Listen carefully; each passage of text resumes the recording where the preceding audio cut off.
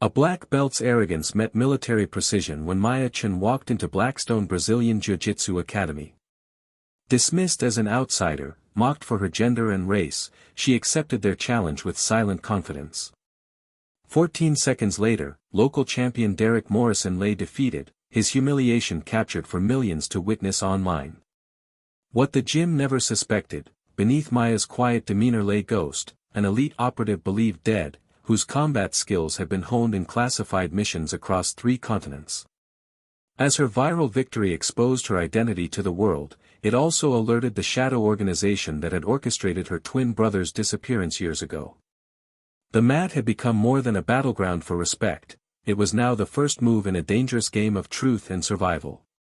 Just before we continue, I'd love to know where you're watching from today. And if you're enjoying these stories, make sure you're subscribed because tomorrow's special episode is one you definitely don't want to miss. The rhythmic sound of bodies hitting mats and the sharp crack of striking pads echoed through the parking lot as Maya Chen sat in her weathered Honda Civic, gathering herself outside Blackstone Brazilian Jiu-Jitsu Academy. She took a measured breath and adjusted the faded black hoodie she wore over simple charcoal sweatpants. Nothing flashy, nothing to draw attention, though she knew her presence alone would accomplish that. Maya's dark eyes surveyed the imposing brick building with its tinted windows, watching people filter in and out like a tide of testosterone and ambition. Mostly men, mostly white, mostly carrying themselves with the particular swagger that came from believing the world owed them space. Her fingers briefly touched the thin scar that ran along her left temple, a reminder of things she'd survived far worse than whatever waited inside those walls.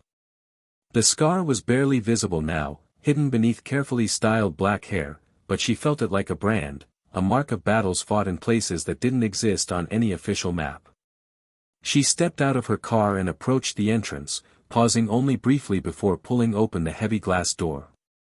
The smell hit her immediately, sweat, disinfectant, and something else, testosterone mixed with the particular brand of entitlement that permeated spaces where physical dominance was currency. Men's voices and laughter grew louder as she approached the front desk, their conversations peppered with casual profanity and the kind of locker room bravado that made her jaw tighten imperceptibly. A young man with close-cropped blonde hair and arms covered in tribal tattoos sat behind the counter, scrolling through his phone with the focused attention of someone avoiding actual work.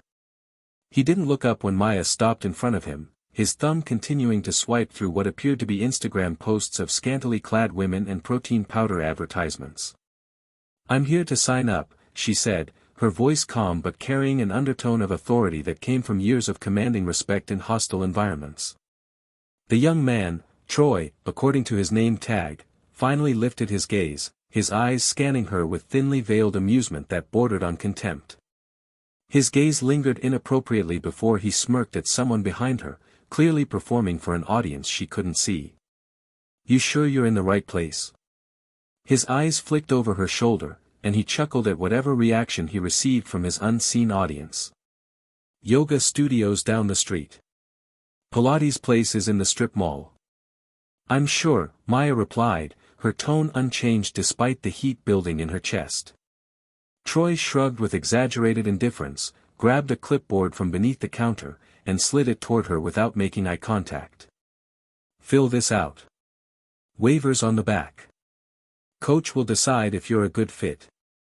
The emphasis on the last 3 words made it clear that he doubted she would be. Maya took the clipboard and filled out the form while feeling eyes boring into her back like laser sights. She could hear whispers, fragments of conversation that weren't meant to be subtle. "Another Instagram warrior, bet she lasts 1 class, hope she doesn't expect special treatment." She kept her focus on the paper in front of her, her handwriting precise and controlled. Name, address, emergency contact. She paused briefly before writing "none" in the emergency contact field, a habit from years of operating alone in places where backup was a luxury and extraction was never guaranteed. When she returned the clipboard, Troy glanced at it with theatrical disinterest and snorted. "First class is free. After that, it's membership or nothing." "Understood." Maya nodded and turned toward the main mat space. The room went oddly quiet as she entered, like a record player suddenly unplugged. 20 pairs of eyes locked on her with the intensity of predators sizing up potential prey. The mat was crowded with men in various colored GIs, white, blue, and purple belts mostly, with a few brown belts scattered throughout. Several stopped mid-drill to stare, their conversations dying mid-sentence. "Lost, sweetheart," called out a voice from the back. A large bearded man with a blue belt around his substantial waist laughed, nudging the guy next to him hard enough to make him stumble. "Zumba class is on Tuesdays." Maya said nothing, simply stood at the edge of the mat waiting, her posture relaxed but alert. She had learned long ago that responding to provocation only escalated situations unnecessarily. Better to let them reveal their character while she gathered intelligence. A stocky man with a military-style crew cut and a black belt wrapped around his considerable waist strode forward with the confidence of someone who had never questioned his place in the world. Coach Blackstone, she recognized him from the website photos, though they had been taken several years and at least 30 pounds ago. He carried himself with the swagger of a man who believed his own mythology, his chest puffed out like a rooster surveying his domain. "Well, looks like we've got a new face," he announced loudly enough for everyone to hear, his voice carrying the particular brand of condescension that came naturally to men who had spent their lives in positions of unquestioned authority. His eyes landed on Maya with the weight of a judgment already rendered. "You ever trained before?" "Some," Maya answered, keeping it deliberately vague. In truth, she had trained extensively in multiple martial arts, but her most relevant experience came from classified programs that officially didn't exist. Coach Blackstone's mouth twitched into something between a smile and a sneer, the expression of a man who had heard this answer countless times from people who vastly overestimated their abilities. "Some," he repeated, glancing at his students with theatrical amusement. A few chuckled on cue, like a studio audience responding to a sitcom laugh track. "Well, we'll see what 'some' means around here. We don't baby people in this gym. This isn't a cardio kickboxing class or some feel-good fitness program." He turned to address the room, his voice rising with the practiced cadence of a drill sergeant. "All right, boys. Looks like we've got someone who thinks she's got something to prove today. Let's see what she's made of." The warm-up began without instruction, an unspoken ritual that separated insiders from outsiders. Maya watched as everyone started performing a sequence of movements, forward rolls, backward rolls, shrimping across the mat like human caterpillars. She followed along, mimicking what she saw with the careful attention of someone accustomed to adapting quickly to new environments. Her movements were precise, controlled, perhaps too controlled for someone claiming only some experience. But no one seemed to notice, or if they did, they didn't care enough to comment. "Partner up!" Coach Blackstone barked, his voice echoing off the walls like a gunshot. Everyone scrambled to grab a training partner, the room filling with the sound of shuffling feet and quiet negotiations. No one approached Maya. She stood alone as pairs formed around her like water flowing around a stone, isolated by invisible barriers of prejudice and assumption. "Troy!" Coach called to the front desk guy who had now joined the class, his tribal tattoos more visible in his training gear. "Show our new friend the basics." Troy gave an exaggerated sigh and trudged over like a teenager forced to do chores. "Lucky me," he muttered, loud enough for nearby students to hear and appreciate his martyrdom. The first drill was simple, one person lying flat, the other attempting to pass their guard. Troy went first, kneeling between Maya's legs with undisguised impatience and barely concealed aggression. "You put your hands here," he said, roughly positioning her arms with unnecessary force, "and keep your legs like this. Not that it matters, I'm going to pass anyway." He drove forward with unnecessary violence, his elbow digging into her thigh as he attempted to establish side control. The technique was sloppy, relying more on brute force than skill, but effective enough against someone who didn't know how to defend properly. Maya grimaced but adjusted, making it just difficult enough for him without revealing too much of her actual capability. She had learned to calibrate her responses carefully, too little resistance would invite more aggression, too much would expose skills she wasn't ready to reveal. When they switched positions, she moved with fluid efficiency that seemed almost casual. Nothing flashy, just clean technique executed with the kind of precision that came from thousands of hours of practice. As she moved to pass his guard, using textbook pressure and leverage, Troy's face registered a flash of surprise before hardening into determination. He began using more strength, twisting and bucking to disrupt her balance with movements that bordered on dangerous. Maya remained composed, eventually passing to side control with such smooth precision that a few nearby pairs paused to watch. The transition was so clean it looked effortless, like water finding the path of least resistance. Beginner's luck, Troy grunted as they reset, his face flushed with exertion and embarrassment. The class continued with increasing intensity, each drill designed to test endurance as much as technique. Burpees until muscles screamed, bear crawls that left hands raw, sprawls that tested cardiovascular limits. When they finally moved to a drilling phase, Maya executed a shrimping movement with such technical perfection that even Coach Blackstone paused momentarily in his rounds, his eyes narrowing as he tried to reconcile what he was seeing with his preconceptions. Halfway through class, the door swung open and a tall, muscular man strode in like a conquering hero returning from battle. Unlike the others, he wore no gi, just board shorts and a rash guard that clung to his sculpted torso like a second skin. The room's energy shifted instantly, backs straightened, voices lowered, conversations stopped mid-sentence. This was clearly someone important in the gym's hierarchy. Derek, several guys called out in greeting, their voices carrying the particular enthusiasm reserved for celebrities and local heroes. Derek Morrison, Maya had seen his name and face plastered all over the gym's website and social media like a political campaign. Local champion, the gym's pride and joy, their golden boy who brought legitimacy to their operation. He high-fived his way across the room with the casual confidence of someone accustomed to adoration, before his eyes landed on Maya. He did a theatrical double-take, then made a show of looking around her as if searching for someone else, someone who belonged. "Yo, coach," he called out, a grin spreading across his face like oil on water.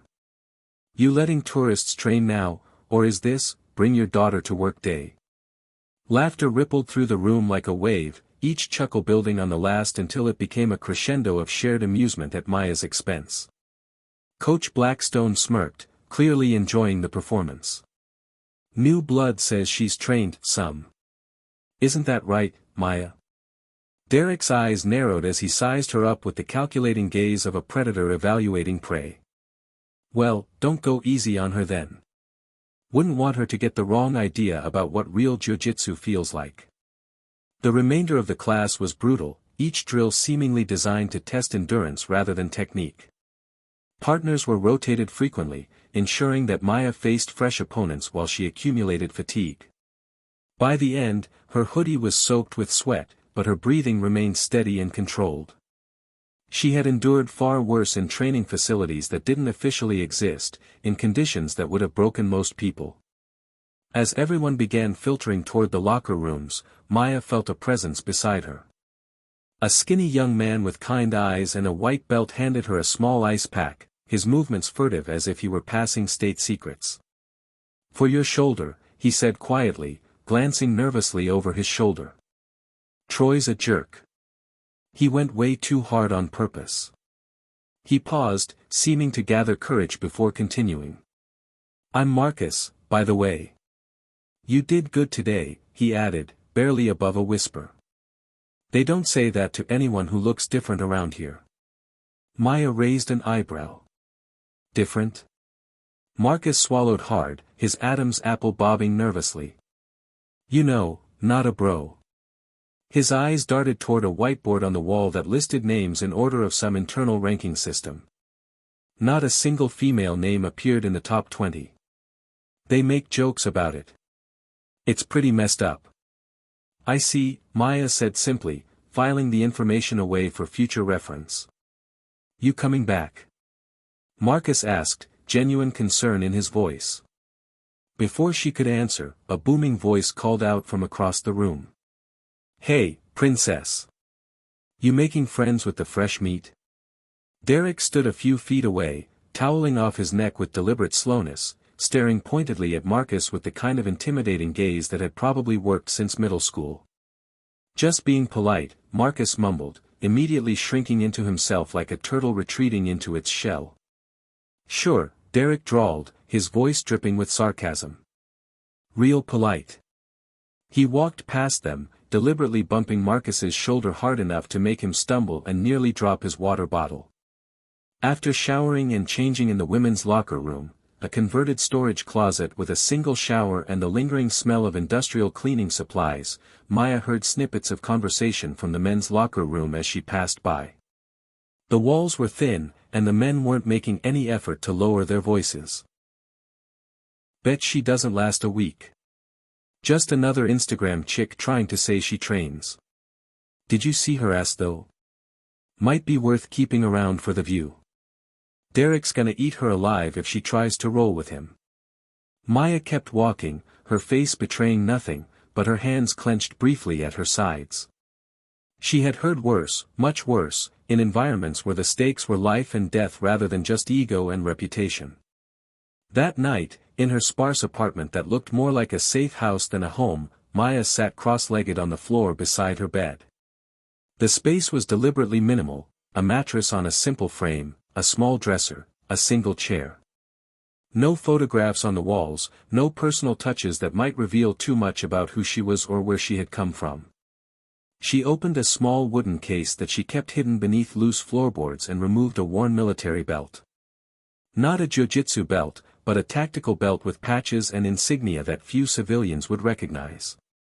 Her fingers traced the embroidered symbol of an elite unit that officially didn't exist, a ghost organization that operated in the spaces between countries and laws. Next to it lay a photograph, creased from years of careful handling.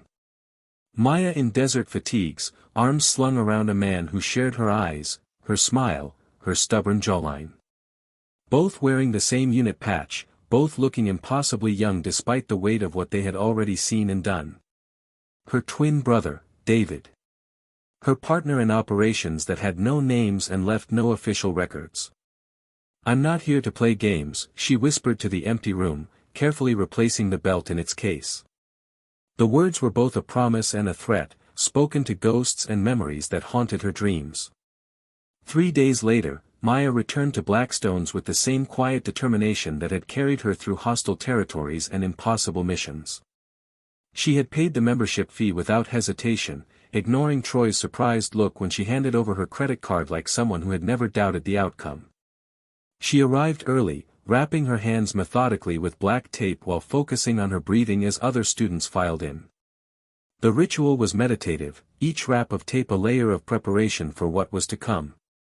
Other students gave her a wider berth now, their initial curiosity replaced by a wary respect that came from witnessing her performance during the first class. Coach Blackstone entered with Derek trailing behind him like a favored son returning from conquest. Blackstone's eyes narrowed when he spotted Maya, his expression suggesting he had expected, perhaps hoped, she wouldn't return. "Welcome back," he said, his tone suggesting the opposite. "Hope you're ready to work today. We're stepping things up." The class began with takedown drills, partners practicing shooting for doubles, singles, and trips with increasing intensity. Again, no one approached Maya until Coach Blackstone pointed to a heavy-set man with a brown belt and the build of someone who had played football in college and never quite let go of the glory days. "Rocco, show the new girl how we do takedowns here." Rocco stepped forward, already smirking with the confidence of someone who had never met a problem he couldn't solve with superior size and strength. He stood at least 6 inches taller than Maya, his shoulders twice as broad, his hands like baseball mitts.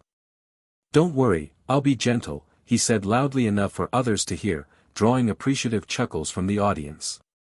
They slapped hands and began circling each other like gladiators in an arena.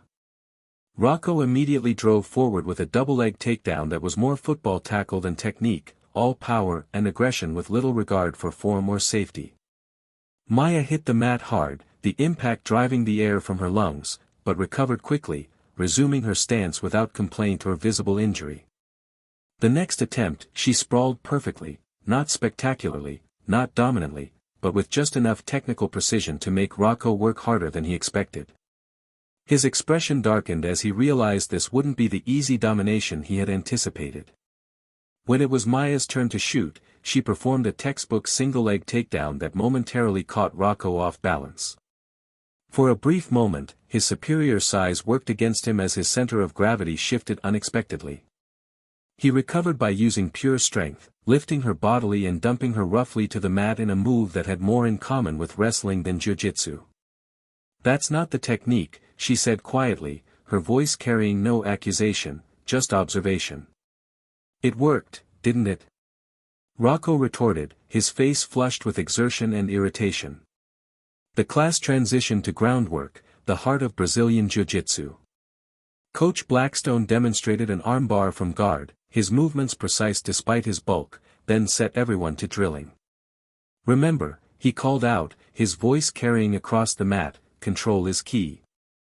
Tap your partner before there's real pressure. We're not trying to snap arms here."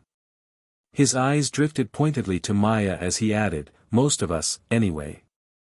Paired with Rocco again, Maya found herself immediately on the defensive. He established top position and moved quickly to isolate her arm, his technique correct but his application aggressive to the point of being dangerous.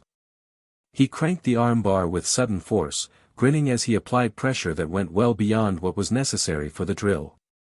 Pain shot through Maya's elbow like electricity, but she didn't tap. Instead, she executed a perfect escape, twisting her body and pulling her arm free in a movement that shouldn't have been possible given the position.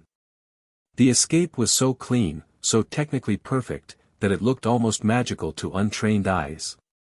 Rocco's face registered shock, then anger. "Lucky move," he muttered, his pride clearly wounded. They reset, and this time Maya found herself in guard position. She executed the armbar drill precisely as demonstrated, applying controlled pressure until Rocco tapped. Her technique was textbook perfect, efficient and clean. Again, he demanded immediately, his competitive nature overriding common sense. 3 more times they repeated the drill.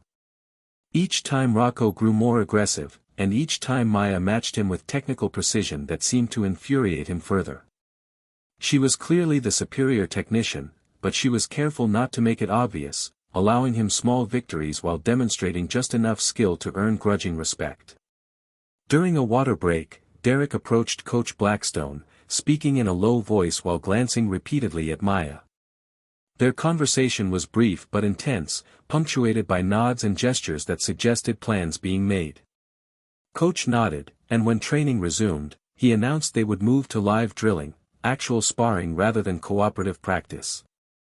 "Derek and Daniel will demonstrate first," Coach said, gesturing to the mat center. Derek and a purple belt named Daniel squared off in what was clearly a choreographed sequence designed to showcase Derek's skills. Derek dominated, of course, ending with a flashy submission that drew appreciative nods from the class. It was a performance as much as a demonstration, designed to establish hierarchy and intimidate potential challengers. "Now, let's mix it up," Coach said, his eyes finding Maya with predatory focus. "Derek, why don't you show our newcomer how a real roll feels?" Derek's eyes lit up with anticipation. "My pleasure, Coach." Maya stepped onto the mat, her face impassive despite the electricity in the air. The room had gone quiet, sensing that something significant was about to happen. They slapped hands in a traditional greeting, and Derek immediately bullied forward, using his superior size and strength to establish dominance. As they engaged, he drove his shoulder deliberately into her collarbone hard enough that an audible gasp escaped her lips. The move was legal but unnecessarily aggressive, designed to intimidate rather than demonstrate technique. "That's what happens when you hesitate, sweetheart," Coach called out from the sidelines, his voice carrying approval for Derek's aggressive approach. Derek established dominant position quickly, but as he moved to solidify control, Maya's body shifted subtly. Nothing dramatic, nothing that screamed advanced technique, just efficient movement that made Derek work harder than he expected. It was like trying to hold water. Every time he thought he had secured control, she seemed to slip away just enough to remain dangerous. Frustration flashed across his face as he realized this wouldn't be the easy domination he had anticipated. He applied more pressure, more strength, his movements becoming less technical and more desperate as Maya continued to defend with maddening efficiency. Maya adapted to each escalation, never quite giving him the submission he sought, but never quite threatening him either. It was a delicate balance, showing enough skill to defend herself without revealing how much she truly knew. She was playing a game within a game, allowing Derek to maintain his ego while demonstrating that she belonged on the mat. From across the room, a young woman with auburn hair watched intently. Rachel Blackstone, the coach's niece and one of the few female students, studied Maya's movements with narrowed eyes. Unlike the others, she seemed to recognize the controlled precision in Maya's technique, the way each movement flowed into the next with practiced efficiency. After several more rounds with different partners, each more aggressive than the last, the class moved to King of the Hill, one person staying on the mat until submitted, a gladiatorial contest that separated the strong from the weak. Marcus found himself reluctantly pushed to the center, his white belt marking him as an easy target. 3 consecutive opponents tapped him quickly, each victory followed by increasing jeers from the sidelines. The crowd was getting bloodthirsty, feeding off the spectacle of dominance and submission. Maybe he should join the kids' class, someone called out, drawing cruel laughter. At least the kids fight back, another added. When Maya stepped up to face Marcus, the room erupted in catcalls and crude commentary. Go easy on him, new girl. This ought to be good. Don't hurt her feelings, Marcus. They began slowly, Maya allowing Marcus to work positions she could have easily countered. When she gained an advantage, she whispered quiet instructions, frame with your arm here, bridge now, that's it, use your legs. Marcus managed to escape a bad position, and surprise registered on his face as he realized he was actually learning rather than just surviving. The class continued to jeer from the sidelines, their commentary growing more vicious. Let her take your back, why don't you? You going to let a girl beat you? Derek's voice cut through the noise like a blade, pathetic. After class, Maya lingered, readying her belt as the room emptied around her. She had learned to use these quiet moments to gather intelligence, to observe when people thought they weren't being watched. She overheard voices from Coach's office, the door left slightly ajar in the kind of careless confidence that came from believing you were untouchable.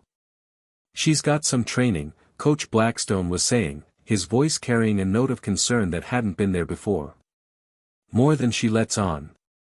So what? Derek's voice replied, sharp with irritation. Let her have her little moment. We'll make sure her second week's her last.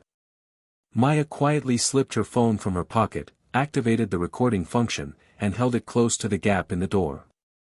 The conversation continued, each word potentially valuable evidence of the toxic culture she was documenting. She's not the right fit here, Coach continued. This gym has a certain culture, a reputation to maintain. I won't have some outsider coming in and disrupting what we've built. I'll handle it, Derek assured him, his voice carrying the confidence of someone who had never failed to intimidate a target. By next Friday, she'll be gone. One way or another. Maya stopped the recording and pocketed her phone just as the door began to open. She moved quickly toward the water fountain, her back to the office as Derek and Coach emerged, their conversation shifting to mundane topics as they noticed her presence. In the women's locker room, still that converted storage closet with its single shower and persistent smell of bleach, Maya found herself alone until the door opened and Rachel entered. They acknowledged each other with brief nods, the kind of cautious recognition that passed between women in male-dominated spaces. As Maya packed her bag with methodical precision, Rachel approached cautiously, her movements suggesting someone who had learned to be careful about when and how she spoke. You've trained before, she said. It wasn't a question. Maya shrugged noncommittally. Some. Rachel studied her for a moment, then reached into her bag and pulled out a folded piece of paper. She slid it across the bench to Maya with the discretion of someone passing classified information. Open mat times, she explained quietly. When most of these guys aren't around. Mornings mostly. It's easier.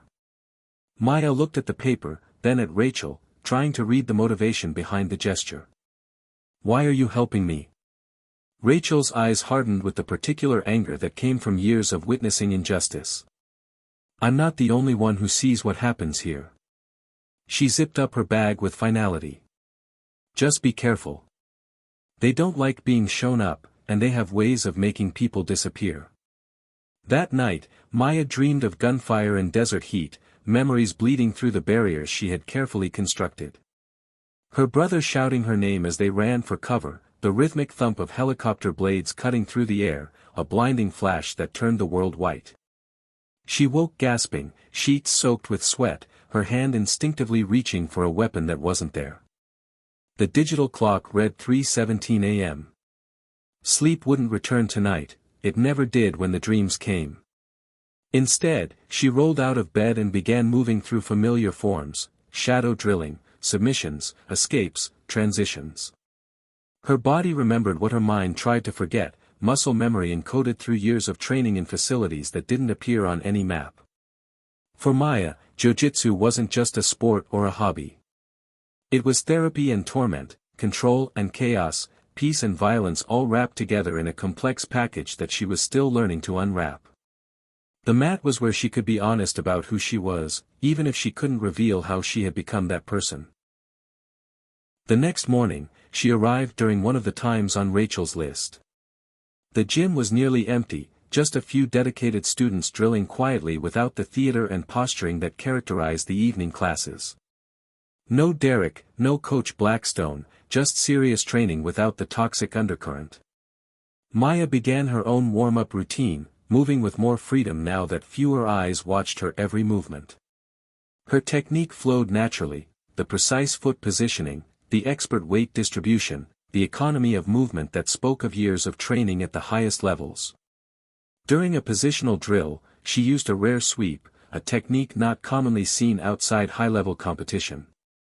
Her partner, a quiet blue belt named James, looked startled as he found himself suddenly on his back, the transition so smooth he wasn't sure how it had happened.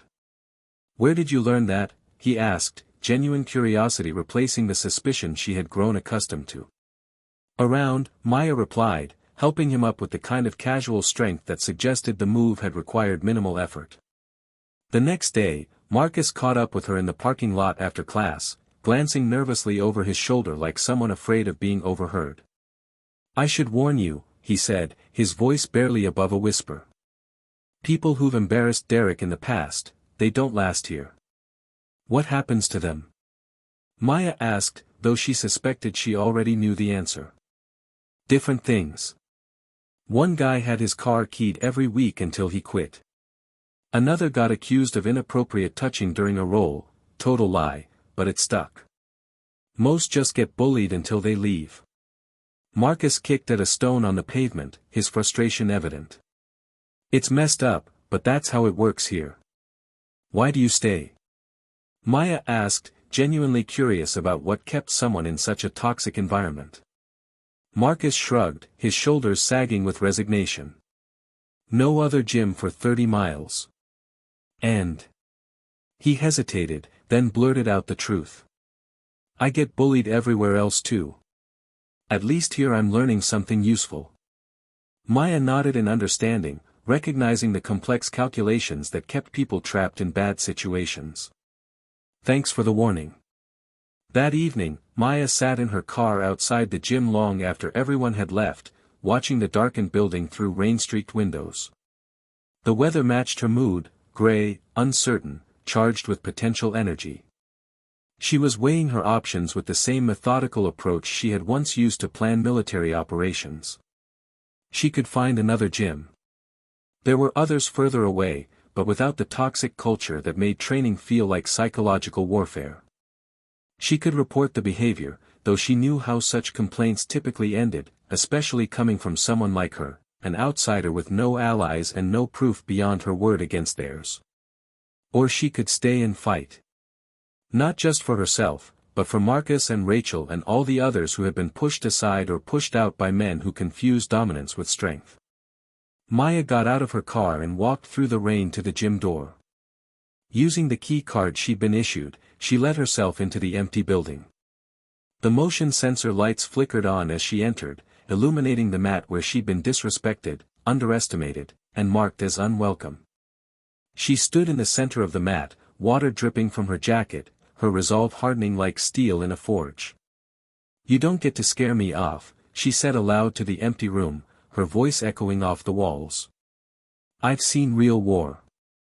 I've faced real monsters. You're just bullies with belts." The next week brought a different energy to Blackstone Brazilian Jiu-Jitsu Academy, a tension that crackled in the air like electricity before a storm. Maya could feel it as soon as she walked through the door, the sideways glances, the hushed conversations that stopped when she drew near, the sense that something was building toward an inevitable confrontation. She adjusted her GI, plain white, no patches, no indication of rank or affiliation, and stepped onto the mat for the evening class. Coach Blackstone stood at the center with his arms crossed, a smirk playing at the corners of his mouth like a poker player holding a winning hand. Derek flanked him like a guard dog, constantly looking toward the door as if waiting for someone, his eyes lighting up with predatory anticipation when they locked on Maya. "Gather around," Coach Blackstone called out, his voice carrying the weight of authority that brooked no argument. The class formed a semicircle in front of him, students jostling for position in the informal hierarchy that governed all their interactions. Maya positioned herself at the edge, keenly aware of the space others maintained between themselves and her, as if her presence carried some contagious disease. "Today's special," Coach announced, surveying the room with the air of a man who enjoyed having everyone's attention. "Every so often, we need to check ourselves. See where we stand." His gaze landed pointedly on Maya. "See who belongs and who doesn't." A ripple of anticipation moved through the group like wind through wheat. Marcus, standing a few feet from Maya, cast her a worried glance that she acknowledged with the slightest nod. "Challenge day," Coach continued, eliciting excited murmurs from the veterans in the room who had clearly been through this ritual before. "For those who don't know, it's tradition. We pair up, put ourselves to the test." He paused for dramatic effect, savoring the moment. "Separate the real killers from everyone else." Derek stepped forward, rolling his shoulders as if already preparing for combat, his movements loose and confident. "Been too long since the last one, Coach." "It has," Coach agreed, his smile widening. He turned his attention fully to Maya now, making no attempt to hide his condescension. "It'll be a good opportunity for newcomers to see where they stand, what they're really made of." He gave a theatrical sigh. "Hope nobody cries when they get tapped." The comment drew snickers from around the room, each laugh building on the last until it became a wave of shared amusement at Maya's expense. Derek's laugh rose above the others, sharp and cruel. "In fact," Coach continued, stroking his chin thoughtfully like a philosopher contemplating a complex problem, "let's make it interesting." He strode toward Maya, stopping just close enough to invade her personal space, his bulk casting a shadow over her. "What do you say to a little wager, Miss Chen? You've been showing up, putting in time. Think you've got what it takes?" Maya met his gaze evenly, her expression revealing nothing of the calculations running through her mind. "Depends on the wager." Coach Blackstone's eyes glinted with malice poorly disguised as playfulness. "Simple. You face our best." He jerked a thumb toward Derek, who puffed out his chest like a peacock displaying its plumage. "Live roll, no time limit. You win, you get a free year's membership and an apology from everyone who doubted you." "And if I lose?" Maya asked, her voice betraying no emotion despite the trap she could see closing around her. Coach's smile widened, revealing teeth that seemed too sharp. "You find a different gym. One better suited to your level." A hush fell over the room like a blanket.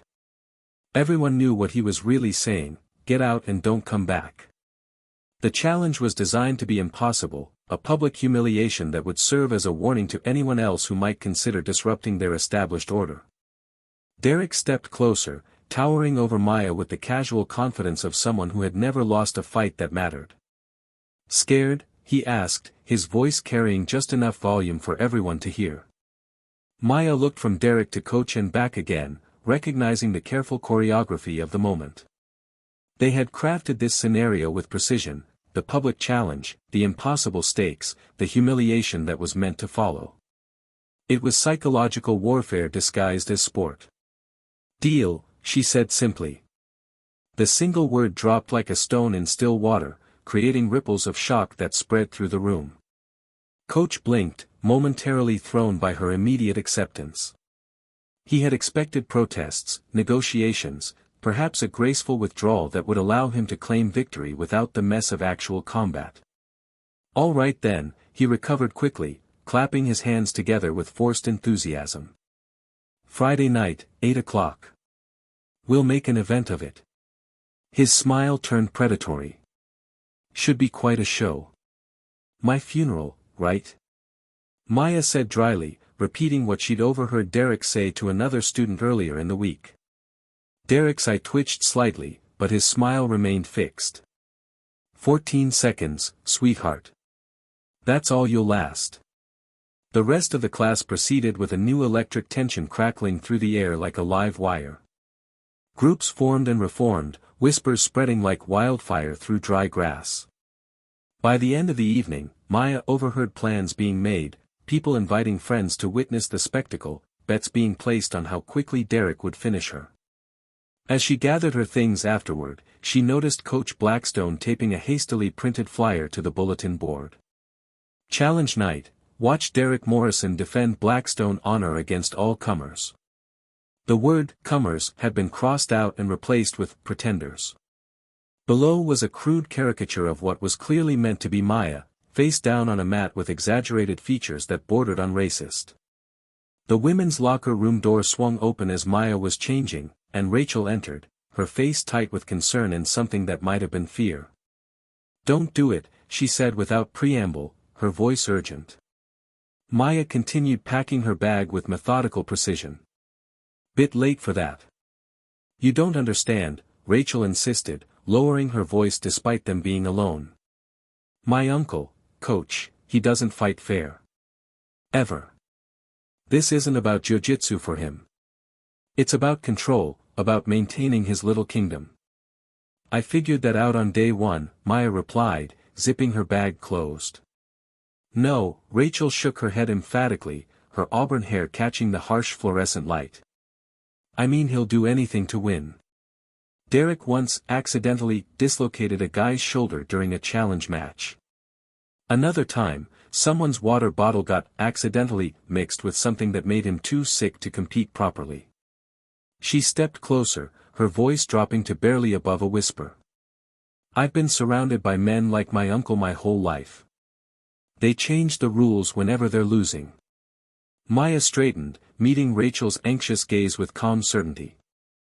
"I've been surrounded by men like him before too," she said quietly. "I'm still here." Rachel studied her for a long moment, clearly seeing something in Maya's expression that others missed. "There's more to you than you let on, isn't there?" Maya offered no confirmation, merely shouldered her bag and headed for the door. "See you Friday." Later that evening, Marcus waited for Maya in the parking lot, hunched against the cold night air, his breath forming clouds in the darkness. He looked like a conspirator preparing to pass state secrets, glancing nervously over his shoulder every few seconds. "I was thinking," he began hesitantly as she approached, his words tumbling out in a rush. "Maybe we could. I mean, if you wanted, I could help you train before Friday." He shuffled his feet nervously. "I know I'm just a white belt, but I've seen Derek roll hundreds of times. I know his setups, his go-to moves, his favorite submissions." Maya tilted her head, studying him with new interest. "Why would you do that?" Marcus looked down at the asphalt, gathering courage before meeting her eyes. "Because what they're doing isn't right." He hesitated, then blurted out the rest. "I've been keeping track. Screenshots of texts, recordings of locker room conversations, just in case they try something dirty during your match." Maya's eyebrows rose in surprise. "That's risky." "Yeah, well," Marcus shrugged, a small, defiant smile forming on his face. Guess you're not the only one who's sick of their crap. The next few days passed in a blur of anticipation and preparation. The challenge match had taken on a life of its own, growing beyond the confines of the gym into something approaching a local event. Posters appeared around the facility, each more mocking than the last. Derek had apparently done a social media video that Maya refused to watch, but she overheard students quoting snippets. 14 seconds, that's all she'll last, time to put pretenders in their place, some people need to learn respect the hard way. Maya trained alone in the pre-dawn hours when the gym was empty save for the occasional early riser.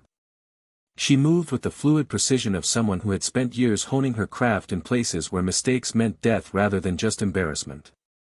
No longer holding back now that no eyes were watching, her shadow danced across the wall as she drilled transitions, escapes, and submissions with the muscle memory of countless hours on mats far from here.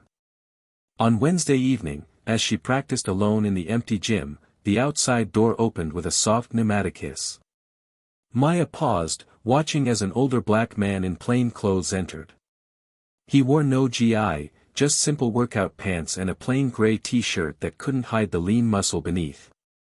His close-cropped hair was salted with gray, and a scar ran along his jawline like a question mark. Their eyes met across the empty space, and something passed between them, a recognition that went beyond words, the kind of understanding that existed between people who had seen the same shadows and survived the same darkness. He nodded once, a gesture that somehow conveyed respect, acknowledgement, and warning all at once. Then he left without ever stepping onto the mat, disappearing into the night as quietly as he had arrived. The night before the match, Maya's apartment was still and quiet, filled with the kind of silence that preceded storms. She sat cross-legged on the floor, a single candle burning before her, its flame steady and unwavering. The wooden case that held her brother's belt lay open beside a framed photograph, the two of them in desert camo, arms around each other's shoulders, both much younger and worlds away from this place and time. "Tomorrow you'll see me again," she whispered, touching the edge of the frame gently. "Wherever you are." Then she closed her eyes and began to control her breathing, using a meditation technique taught to her by instructors whose names were classified and whose methods were reserved for those who operated in shadows. Friday arrived with an air of spectacle that reminded Maya of gladiatorial contests in ancient Rome. By 7:30, the gym was packed beyond capacity, people standing shoulder to shoulder around the mat area, which had been cleared to create a competition space. Someone had brought a cheap spotlight that now illuminated the center of the room like a boxing ring. Phones were out and ready to record, the modern equivalent of bloodthirsty crowds demanding entertainment. Coach Blackstone strutted about like a ringmaster, shaking hands and accepting back slaps from friends and students. He wore a black polo shirt with the gym's logo emblazoned across the chest, his black belt prominently displayed around his waist despite not planning to compete. The belt was more symbol than tool now, a reminder of authority and hierarchy. "Where is she?" someone asked loudly as 8 o'clock approached, their voice carrying over the general din. "Think she chickened out?" another called, drawing appreciative laughter. $50 says she doesn't show," a third voice added, apparently starting an impromptu betting pool. The door opened and Derek entered to cheers and applause that would have been appropriate for a championship fight. He wore a custom rash guard with "Queen Slayer" printed across the back in Gothic letters, his expression one of absolute confidence as he fist-bumped his way through the crowd like a politician working a rally. "Let's get this over with," he announced, rolling his neck with theatrical preparation. "I've got a party to get to, and the only submission I'm interested in is from the blonde waiting for me there." Fresh laughter rippled through the room, each joke building the atmosphere of anticipated domination. Coach Blackstone clapped Derek on the shoulder with paternal pride. "That's my boy. Show them what Blackstone training produces." At precisely 8 o'clock, the door opened again, and the crowd parted like the Red Sea as Maya walked in alone and unhurried. She wore a simple black rash guard and gray shorts, her hair pulled back tightly in a way that emphasized the sharp angles of her face. Her expression revealed nothing as she made her way to the edge of the mat and began her warm-up stretches with methodical precision. The room quieted, a mix of anticipation and something else, something that hadn't been there before. Perhaps it was the way she carried herself, or the absolute calm in her eyes, or the fluid grace of her movements. Whatever the reason, some of the mockery had given way to curiosity, and beneath that, the first stirrings of doubt. Coach Blackstone stepped to the center of the mat, his voice booming with theatrical flair. "Ladies and gentlemen," he began, his arms spread wide like a circus announcer, "welcome to Challenge Night." Cheers erupted around the room, the sound bouncing off the walls and creating an echo that seemed to go on forever. "Tonight," he continued, his voice rising above the noise, "we have a special contest. Our very own Derek Morrison, more cheers, will face our newest member, who seems to think she's ready for the big leagues." He gestured toward Maya with exaggerated politeness, his smile sharp enough to cut glass. "The terms are simple. 1 round, no time limit. Submission only." His smile turned predatory. "Winner takes all. Loser walks away for good." Derek paced at his edge of the mat, bouncing on the balls of his feet like a boxer ready to charge across the ring. His movements were loose and confident, those of someone who had never doubted the outcome of a physical confrontation. Maya stood perfectly still, her breathing steady, eyes focused on a point in the middle distance. She looked like a statue carved from stone, unmovable and eternal. "All right, let's get this show on the road," Coach called, his voice cutting through the anticipatory murmur. "Competitors to the center." The mat squeaked under their feet as Derek and Maya approached the center of the space. The crowd pressed closer, phones raised to capture the moment that would either confirm their expectations or shatter them completely. Coach Blackstone stood between them, one hand on Derek's shoulder in a clear display of favoritism that made no attempt at impartiality. "I want a clean match," he said, his eyes contradicting his words as they settled on Maya with unmistakable hostility. "Tap early, tap often. There's no shame in admitting when you're outmatched." Derek smirked, his confidence radiating like heat from a fire. Maya remained expressionless, her face a mask that revealed nothing of what lay beneath. "Shake hands," Coach instructed, stepping back to give them space. Derek extended his hand with an arrogant flourish, his grip firm and deliberately intimidating. Maya clasped it briefly, her own grip controlled but revealing surprising strength. "Try not to cry when I break something," Derek whispered, leaning in close enough that only she could hear. Maya said nothing, but something flickered in her eyes, not fear, not anger, but something far more dangerous.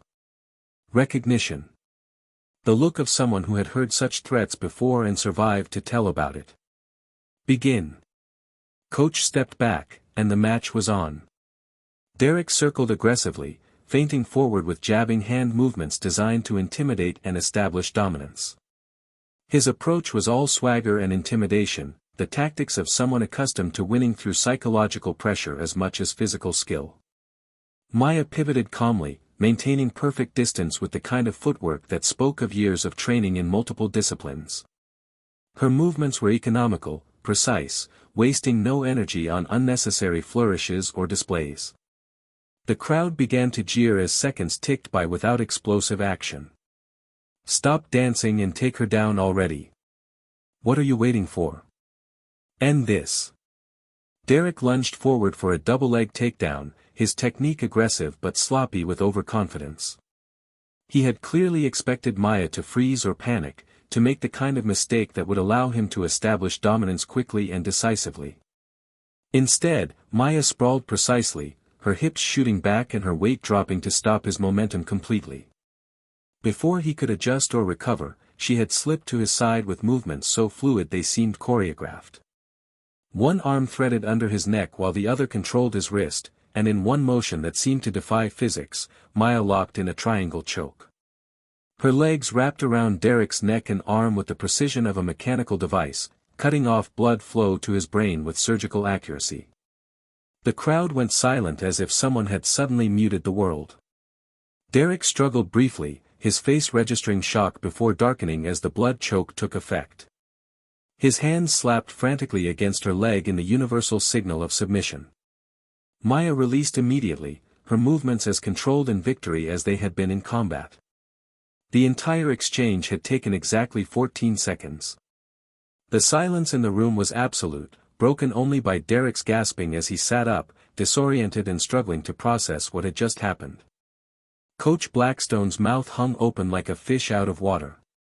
Students stared in disbelief, their phones still recording but their minds struggling to accept what they had witnessed.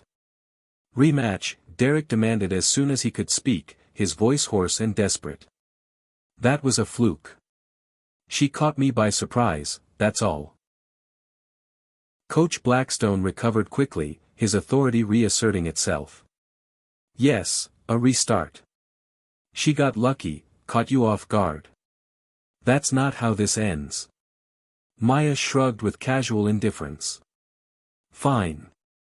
The crowd, which had been stunned to silence, now buzzed with excitement and confusion. Phones were aimed with renewed interest, the footage they had just captured already being uploaded to social media platforms where it would soon explode across the internet. Derek slapped away a water bottle offered by a teammate, rage making his movements jerky and uncoordinated.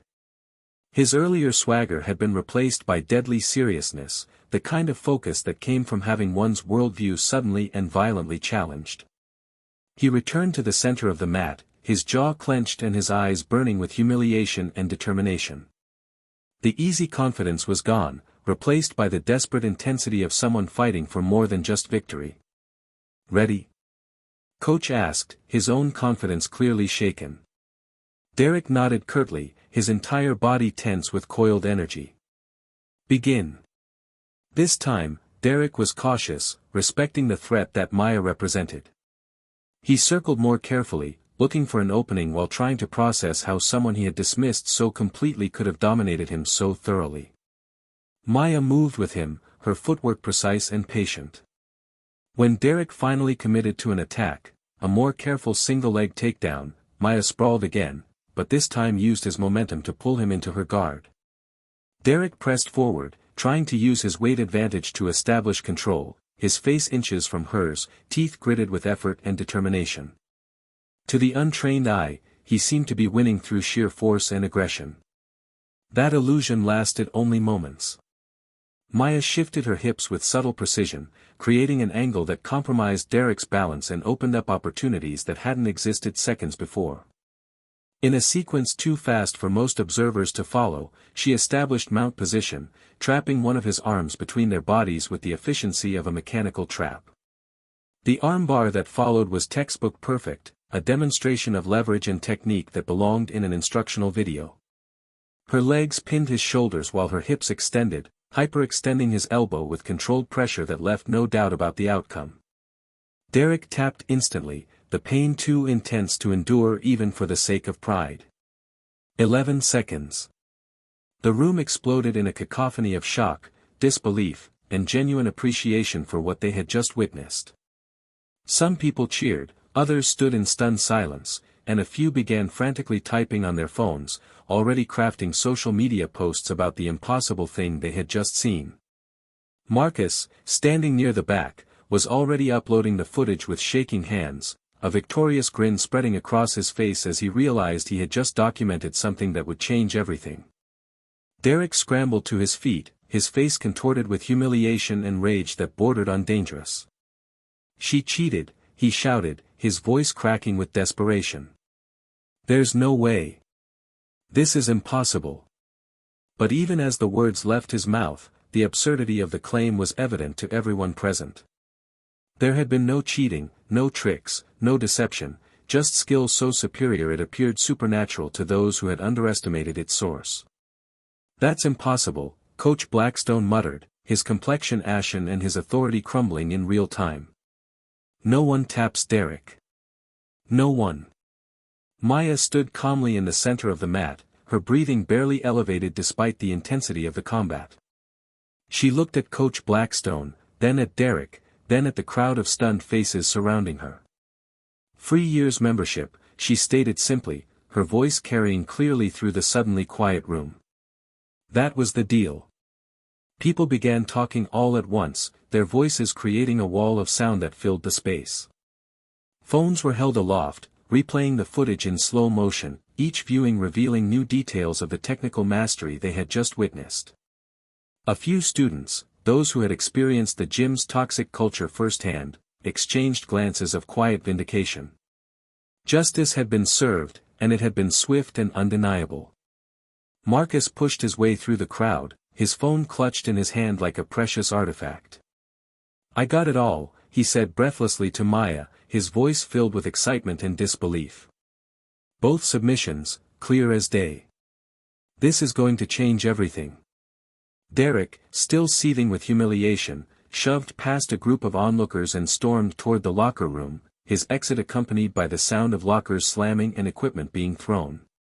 Coach Blackstone followed, his authority visibly crumbling as whispers spread through the crowd like wildfire. "Who is she? Did you see how fast that triangle was? That wasn't beginner's luck. Where did she train? Is she a professional?" Rachel made her way to Maya's side, her expression a complex mix of awe, concern, and something that might have been fear. "That was. I don't even know what that was," she said, her voice barely above a whisper. "But you need to be careful. Derek doesn't lose, and he especially doesn't lose like that. He's going to make this personal." As if summoned by her words, a crash echoed from the men's locker room, the sound of metal hitting concrete, followed by a string of profanity that would have made a sailor blush. Coach Blackstone's voice rose above the din, trying to calm Derek down, but the damage was done. The gym's golden boy was having a very public meltdown. "I was set up." Derek's voice carried clearly through the thin walls. "Nobody told me she was trained. This whole thing was rigged." Maya began gathering her things, immune to the stares and questions now directed her way. This wasn't her first time being underestimated, and it certainly wouldn't be the last. She had made her point in the most definitive way possible. Outside, the cool night air was a relief after the stuffy, tension-filled atmosphere of the gym. Maya walked to her car, aware of footsteps behind her but not concerned, her situational awareness, honed through years of operating in hostile environments, told her these were friendly followers. She turned to find Marcus trailing behind, still clutching his phone with the evidence of her victory, his face glowing with excitement and vindication. "That was amazing," he said, his voice hardly above a whisper, as if speaking too loudly might somehow undo what had just happened. "The way you just... I mean, he never stood a chance, did he?" "No," Maya admitted, her honesty cutting through the night air like a blade. "He didn't." "Are you going to upload the video?" Marcus asked, his finger hovering over the share button. Maya considered for a moment, weighing the implications of what would happen once this footage hit the internet. "It's your video. Your choice." Marcus nodded slowly, understanding the weight of the decision he was about to make. "People should see this," he said finally, his voice gaining strength. "Not just because of Derek, but because there are other gyms like this. Other people being pushed out, being told they don't belong."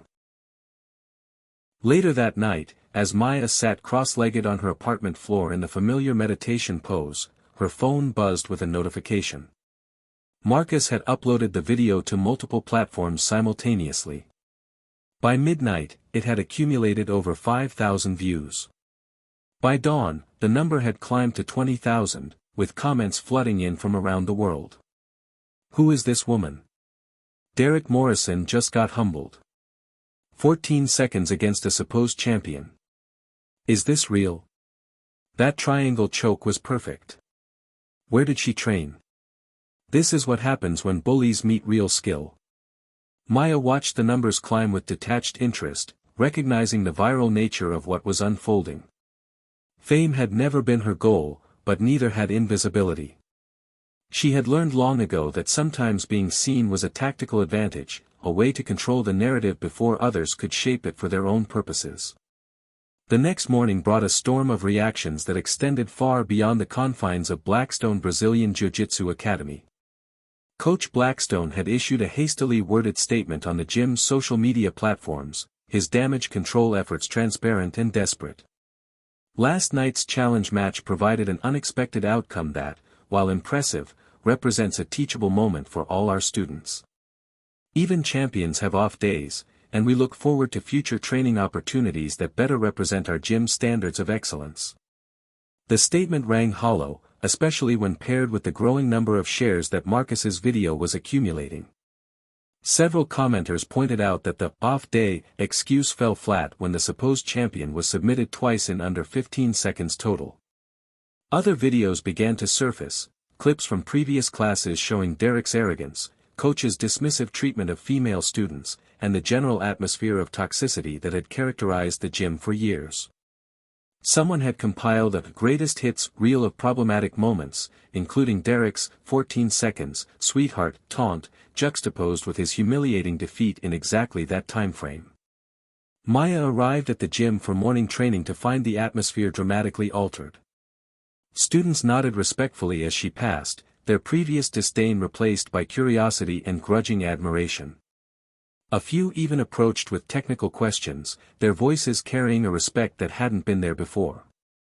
Derek was nowhere to be seen. Neither was Coach Blackstone. The absence of the gym's two most prominent figures created a power vacuum that was slowly being filled by more positive influences. Rachel approached during a water break, her expression troubled but determined. "My uncle's on the warpath," she said quietly, glancing around to ensure they weren't overheard. "He's trying to control the narrative, but the videos keep spreading. Derek trashed the locker room last night after everyone left, broke a mirror, knocked over equipment, put a hole in the wall." "Not surprising," Maya replied, her tone suggesting she had seen such reactions before. "There's something else," Rachel continued, lowering her voice further. Someone commented on one of the videos. "A retired military guy. He recognized you." She paused, studying Maya's reaction carefully. "He called you Ghost. Said he'd trained with you, that people should good luck trying to beat her." Maya's muscles tensed involuntarily, a reaction so subtle that only someone watching closely would have noticed. The name Ghost was from another life, another identity that was supposed to have been buried along with her military career. Before she could respond, her phone vibrated with a notification, an email from an anonymous address. The subject line read simply, "Ghost." Excusing herself, Maya stepped outside to read the message in privacy. The email contained no text, just an image attachment that she opened with growing unease. It was a surveillance photo, grainy but unmistakable, of her twin brother David. He was dressed in civilian clothes, walking through what appeared to be a market somewhere in the Middle East. The timestamp in the corner read July 19, 2018, 6 months after he had been declared killed in action. Maya stared at the image, her heart pounding in her ears as the implications cascaded through her mind like an avalanche. If this was real, if her brother was alive when they told her he wasn't, then everything she thought she knew about that day, about his death, about her subsequent discharge, it was all built on lies. She looked up at the gym, at the people flowing in and out, oblivious to the earthquake that had just shifted the foundation of her reality. The Jiu-Jitsu challenge, Derek's humiliation, Coach Blackstone's toxic empire, all of it suddenly seemed trivial compared to what this photo represented. Her phone buzzed again with another notification from Marcus's video, now approaching 100,000 views and climbing. She was going viral at the exact moment her past was resurfacing, and the timing couldn't be coincidence. Someone had found her. Someone who knew who she was, what she had done, and most importantly, what had been kept from her. The game had changed completely. Maya slipped her phone into her pocket, her mind already shifting into the tactical awareness that had kept her alive in war zones and hostile territories. This wasn't just about standing up to bullies anymore. This was about unearthing buried truths and confronting the people who had buried them. And clearly, someone wanted her to start digging. By Monday morning, Maya's world had shifted on multiple fronts, like tectonic plates realigning after a massive earthquake. The video of her match against Derek had exploded across the internet, surpassing 500,000 views and spawning countless reaction videos, analysis breakdowns, and heated debates in martial arts forums around the world. What had started as a local gym conflict had morphed into something much larger, a viral moment that spoke to anyone who had ever been underestimated, dismissed, or pushed aside because of their gender, race, or perceived weakness. The footage had transcended the martial arts community, finding audiences in feminist circles, anti-bullying campaigns, and social justice movements. Online forums dedicated to Brazilian Jiu-Jitsu were dissecting her technique frame by frame, with experts and amateurs alike trying to understand how someone could execute such perfect submissions with such devastating efficiency. Some questioned her background, pointing out that her level of skill didn't develop overnight, while others connected dots that Maya had carefully tried to keep separate. "That's Ghost," wrote one commenter who claimed to be a retired Marine. "Trained with her once. Like rolling with a phantom, there but not there, always 3 steps ahead." "Ghost was a rumor," another replied. "Special ops fairy tale. Believe what you want," the first commenter responded. "But I saw footage from a classified hand-to-hand combat program. Woman moved exactly like her. Same precision, same efficiency. If that's really Ghost in this gym video, that loudmouth never stood a chance." The thread continued, accumulating hundreds of replies as people debated the existence of a shadowy female operative codenamed Ghost, who had reportedly trained Special Forces units in close-quarters combat techniques that blended multiple martial arts into something approaching lethal artistry. Maya read these discussions with growing unease, recognizing how quickly her carefully constructed anonymity was unraveling. She had worked hard to disappear after her discharge, new city, low profile, minimal digital footprint. Now, with one viral video, threads of her past were being pulled into public view by people who had no idea what they were uncovering. But the online speculation was only half of her concern. The surveillance photo of her brother dominated her thoughts like a splinter that couldn't be removed. She had spent the weekend analyzing it meticulously, the location, likely a market in northern Iraq based on the architecture, the timestamp, authentic as far as she could tell, and most importantly, her brother's face. It was undeniably David, looking thinner and harder than she remembered, but alive and moving freely in a region where he supposedly died in a helicopter crash. Someone wanted her to know this truth, but the question remained, why now? Why reveal this information at the exact moment she had become visible again? The gym was oddly quiet when she arrived for morning training, the usual chaos replaced by an atmosphere of uncertainty and transition. A few students nodded respectfully as she entered, their previous mockery replaced by wary curiosity. She noticed new faces too, people who had likely seen the video and wanted to witness Ghost in person. Coach Blackstone was conspicuously absent, his classes being covered by assistant instructors for the entire week. The official explanation was a family emergency, but the timing was too convenient to be coincidence. According to the schedule posted at the front desk, all his responsibilities had been temporarily transferred to other staff members. As Maya wrapped her hands for training, Rachel appeared beside her, eyes darting nervously around the room before she spoke in hushed tones. "My uncle's losing it," she said, her voice barely above a whisper. "He called an emergency meeting yesterday with his senior students. Closed doors, no phones allowed, the whole paranoid routine." "What happened?" Maya asked, continuing her methodical hand-wrapping ritual.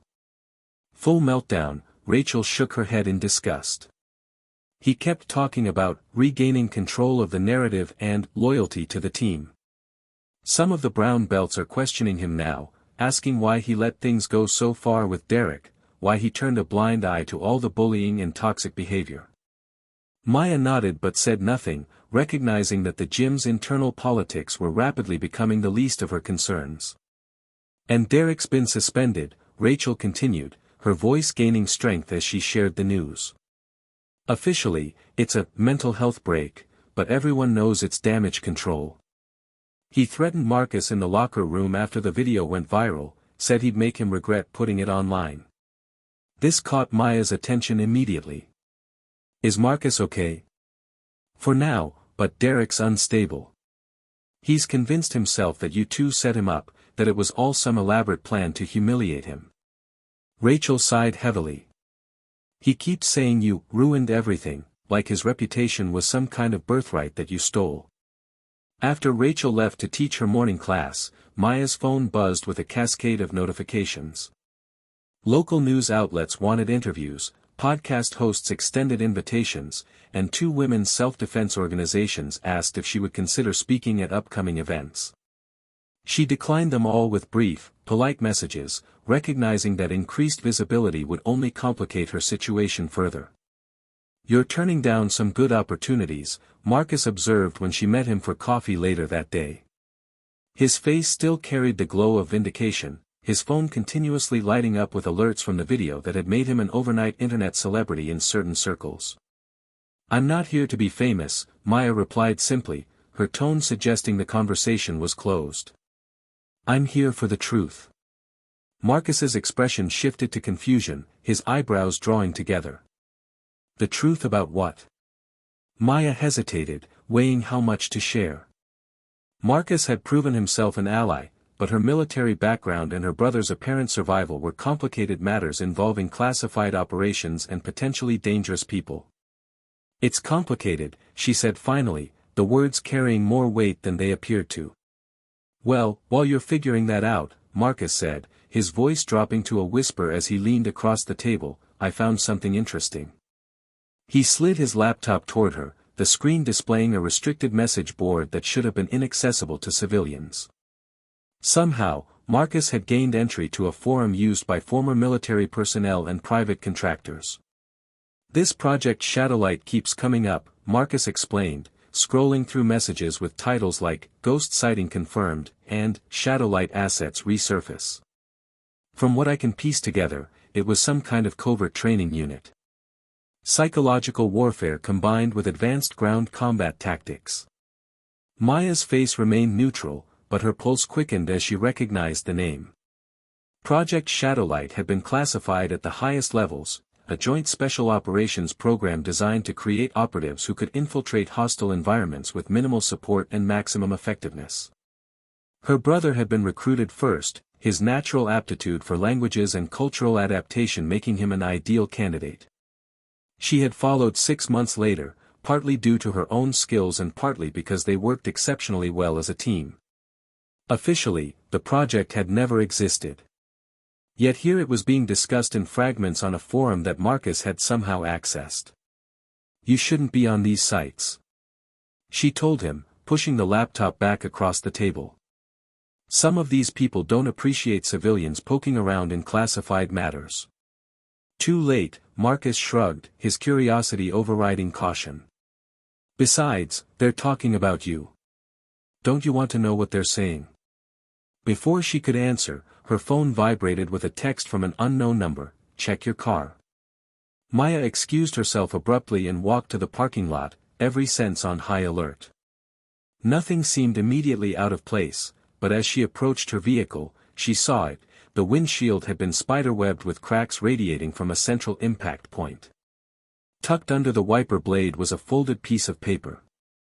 She removed it carefully, using the edge of her sleeve to avoid leaving fingerprints. The note contained 5 words in block capitals, "You're not supposed to be alive." Maya scanned the parking lot for cameras or witnesses, her mind running through possibilities. This wasn't Derek's style, too subtle, too professional. This was someone connected to her past, someone who wanted her scared and off balance. That night, sleep eluded her as fragmented memories surfaced like debris from a shipwreck. The final mission in Syria, the ambush that separated her from David, the helicopter explosion that served as cover for whatever really happened. In her half-conscious state, details emerged that she had suppressed for years. The choppy radio transmission, David's voice strained but determined, "Get out now." "That's an order, Maya." Her refusal to leave him behind. The second explosion that knocked her unconscious. Waking up 3 days later in a field hospital in Turkey, being told David didn't make it, body never recovered, too dangerous to retrieve. She had accepted the narrative because the alternative was too painful to consider, that she had abandoned him, that he might have survived if she'd done something differently. But now, with the surveillance photo as evidence, a new possibility emerged. What if the entire scenario had been manufactured? What if David's death had been falsified for reasons she was only beginning to understand? Morning found Maya driving to a nondescript house in the suburbs, 40 miles from the city. The home of retired intelligence officer Colonel James Griggs, a man who had once been her handler within Project Shadowlight. Griggs answered the door on the third knock, time having weathered him but leaving his eyes sharp and assessing. "Took you long enough," he said by way of greeting, stepping aside to let her in. His living room was spartanly furnished, a couch, a recliner, a coffee table stacked with military history books. No photos on the walls, no personal touches. The home of a man who never fully left the shadows. "You've stirred up quite a hornet's nest," Griggs remarked, pouring coffee into plain mugs. 14 seconds. Impressive, but not exactly keeping a low profile. "I didn't come about the video," Maya said. "No," Griggs handed her a mug. "You came about David." Maya removed her phone and showed him the surveillance photo. Griggs studied it without surprise, as if he'd been expecting this exact development. "Is it real?" she demanded. Griggs sighed heavily. "Yes." The simple confirmation hit Maya like a physical blow. She had suspected, hoped, feared, but hearing it confirmed made it real in a way that shook her to her core. "How long have you known?" "I had suspicions from the beginning," Griggs admitted. "The retrieval operation was shut down too quickly. The paperwork processed too efficiently. When David's name showed up in an unauthorized resurrection database 18 months later, I was certain." "Unauthorized resurrection?" Maya repeated. "Intelligence term for operatives brought back into service after being officially declared dead or discharged," Griggs explained. "David's name was flagged in a system I still have access to. Someone reactivated him for off-books work." "Why?" Maya's voice wavered for the first time. "Why fake his death? Why lie to me?" Griggs studied her face carefully. "Leverage. You were the more valuable asset, better instincts, better adaptability. But you were also more independent, harder to control. David was your weak point. My guess, they separated you, faked his death, then used him as insurance to keep you compliant for whatever they needed." "Who's they?" "That's the real question, isn't it?" Griggs leaned forward. "Project Shadowlight officially disbanded after David's death. But operatives like you two don't just get discarded. My bet is a splinter group, private contractors with government connections. They're using your skill sets without the oversight." "I need to find him," Maya stated firmly. "And that's exactly what someone wants," Griggs countered. "Think about it, Maya. Why send you that photo now? Why wait until you've gone viral? Someone's manipulating you, setting up a board where all the pieces are in motion." That evening, Maya sat alone on the empty mat of Blackstone's gym. She had used her membership card to enter after hours, needing the space to think. The revelation about David had shifted everything. What had started as a simple desire to train at a local gym had morphed into something far more complex, a conspiracy involving her past and potentially her future. She tied her belt with deliberate precision, finding comfort in the familiar ritual. Whether by design or coincidence, forces from her military life had converged with her present. The video had made her visible again to allies and enemies alike. "They wanted me to disappear," she whispered to the empty room. "But I'm still here." Her resolve hardened as she looked around the space where she had been ridiculed, underestimated, and ultimately where she had triumphed. "Now I'm going to make some noise." The following weeks brought seismic shifts to Blackstone Brazilian Jiu-Jitsu Academy. Attendance had spiked as curious practitioners from across the region came to train where Ghost had emerged. Coach Blackstone remained absent, with rumors circulating that he was meeting with lawyers about the gym's suddenly tarnished reputation. Maya maintained her routine, training during off hours while pursuing leads from the surveillance photo. She had made contact with trusted former colleagues, sharing selected information about the unauthorized operations. The wheels of accountability were turning slowly but inevitably. For weeks after her viral victory, news broke that a former military officer had been arrested on charges of financial crimes related to private military contracts. The reports made no mention of Project Shadowlight, but Maya recognized it as the beginning of a larger unraveling. Meanwhile, Rachel had officially taken over the gym's operations, removing the Blackstone name and rebranding it as 14 Seconds Brazilian Jiu-Jitsu, a reference that brought knowing smiles to those familiar with Maya's story. The toxic culture was being systematically dismantled, replaced by an environment that emphasized skill, respect, and community. Marcus had evolved from student to instructor, his confidence blossoming under Maya's guidance. He now taught anti-bullying classes, focusing particularly on building resilience in those who felt smaller than their challenges. One evening, as Maya finished training with advanced students, the front desk attendant approached with an envelope. "Special delivery," he said. "Guy said to give it directly to you." Inside was a single photograph and a handwritten note. The photo showed David, alive and well, holding a newspaper dated that morning. The note contained a single line, "Now the real game begins." Maya studied the image, recognizing coded messages in David's finger positions and the newspaper's angle, elements that conveyed vital information to someone with their shared training. Her brother was communicating his location and, more importantly, that he had agency in whatever came next. The arrest of the military officer had disrupted the operation holding him, creating an opportunity. The game had indeed begun, but not the one their captors had intended. This was a different contest entirely, one where Maya and David would write the rules. The following morning, Maya sat in quiet meditation at the gym, sunlight streaming through high windows. She wore her gi without a belt, just the white uniform that symbolized both beginning and essence. Her eyes closed, her breathing steady, she centered herself for what lay ahead. The path forward would not be easy, but for the first time in years, it was clear. David was alive. The conspiracy was unraveling. The web of manipulation that had entangled them both was finally coming apart.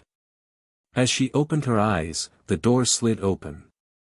Rachel and Marcus stood at the threshold, along with several students who had become allies through shared adversity. They lined up along the edge of the mat, a silent testament to the community that had formed through confronting injustice. Maya rose, meeting their expectant gazes with quiet resolve. "I'm not a belt," she said softly, echoing words she had once whispered to herself. "I'm not a rank. I'm what they tried to bury." She stepped onto the mat as they formed a line behind her, ready to follow wherever this journey led next. In that moment, she was neither Sergeant Chen nor Ghost. She was simply Maya, unranked, unbroken, unbound by others' definitions. The image held for a moment, Maya at the front, surrounded not by the shadows of her past, but by the light of hard-won connections. The 14 seconds that made her famous had revealed the years of strength that made her unbreakable. Ghost rises. But was it ever about the 14 seconds that made her famous, or the years of silence that made her strong? If this story of hidden strength resonated with you, hit that like button and subscribe for more tales of extraordinary people reclaiming their power against impossible odds.